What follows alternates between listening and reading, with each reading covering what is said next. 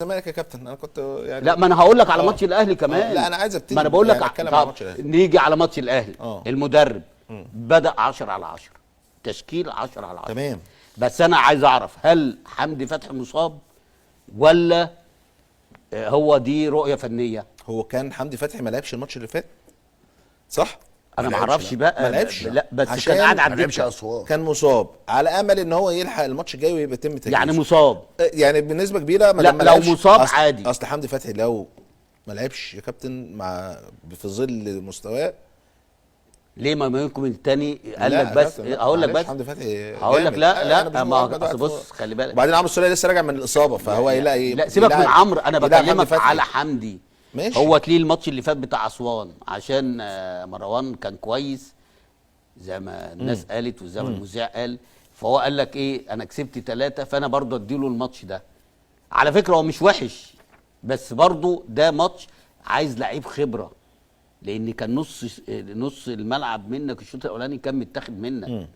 انت اتعمل عليك مثلثات ومربعات وانتوهات واوفرلابات، حاجه يعني. انا بقول لك الريال ما عملش كده مع الاهلي. صح، كوره بالشكل ده صحيح، اقسم بالله ما عمل كده مع الاهلي. انا بقول لك، انا في بدايه كلامي قلت لك ايه، الشوط الاولاني الاهلي اتنفض كوره، المربعات والتحرك بكوره من غير كوره، بيستلموا من ورا.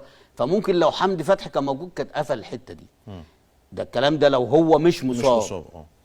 طيب بدأنا زي ما بقول لك كده، تشكيل مش وحش، تشكيل كويس.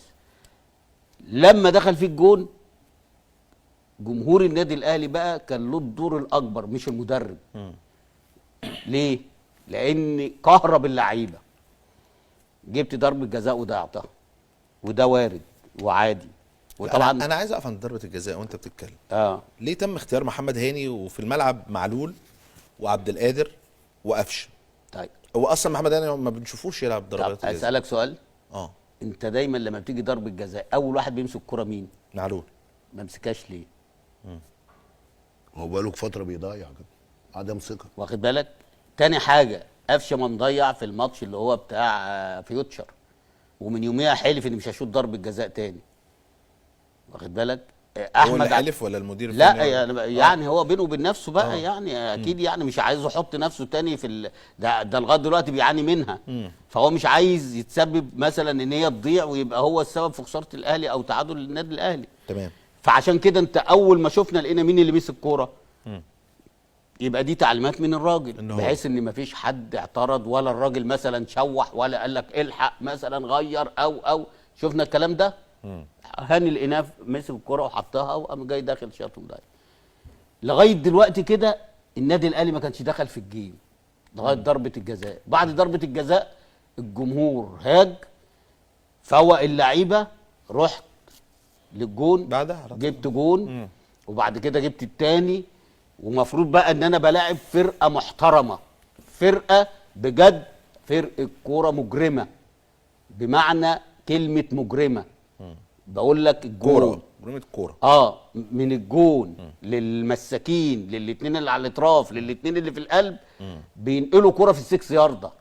كام كوره اتنقلت؟ كام كوره اتنقلت في السكس؟ ده في واحده بيرسي تاو ضغط على خط الاوت، يعني بينه وبين القائم حاجه بسيطه. واخد بالك؟ فاذا ان فرقه كوره محترمه، يبقى انا جبت فيها جونين، اعمل ايه يا عم فاروق؟ ربنا يعرفوه بالعقل. وانا عارف ان فرقه امكانياتها عاليه، اعمل ايه؟ اقفل بقى.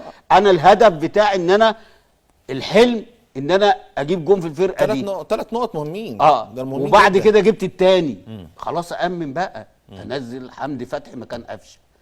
برضه عشان نبقى متاكدين، لو حمدي فتحي اصلا موجود وسليم، لو على الدكه انا بقول لك يعني لو على تاكدوا لنا يا جماعه معلش. انت عارف لو مش على الدكه، لو مش على الدكه كابتن رضا مهم جدا في فكره لو حمدي فتحي موجود، ده مهم. يعني شوفوا لنا والنبي كده. واخد بالك؟ لو مش موجود اخلي الفرقه زي ما هي، وبعد كده اقوم جاي شادد قفشه ومنزل محمد شريف، واسيب برضه يبقى بيرسي تاو هو اللي ينزل مكان قفشه، ومحمد شريف هو اللي يبقى راس حرب. لان بيرس عنده طبعا دي فرقته وبيعرف يمسك كوره وبيعرف يتحرك وبيعرف يباصي والكلام ده، هتديله حريه اكتر فهتلاقيه علي، لان برضه هو فرود مفيش حد بيعمل له كور كتيره. وخلي بالك بيرسي تاو لما بيلعب في راس حربة صريح لازم تحط له الكره في رجله، لان هو مش سبرينتر يعني مش سريع، واخد بالك. وبعدين حسين ماشي كويس واحمد عبد القادر الاثنين عاملين جبهات كويسه جدا، طب ما سيبهم، واخد بالك. وبعد كده حتى لما هاجي اغير اللي ينزل يدافع، مش ينزل عشان يجيب جون. خلي بالك، ما هو انت برضو النادي الاهلي بعد ما جاب الجون الثاني في لعيبه طامعه ان هي تجيب الثالث والرابع، واخد. انت ما بتلعبش فرقه هينه، انت بتلعب فرقه قويه، فرقه في اي وقت تروح له الجون، وبتروح عندهم شراسه رهيبه، لا وبتروح له الجون في اسرع وقت، دبصوا وكوره وكورتين باصتين تلاقيهم وصلوا ل 18 3 لمسات 4 لمسات بيبقوا عند واخد بالك؟ عند مرمى النادي الاهلي. طب تسمح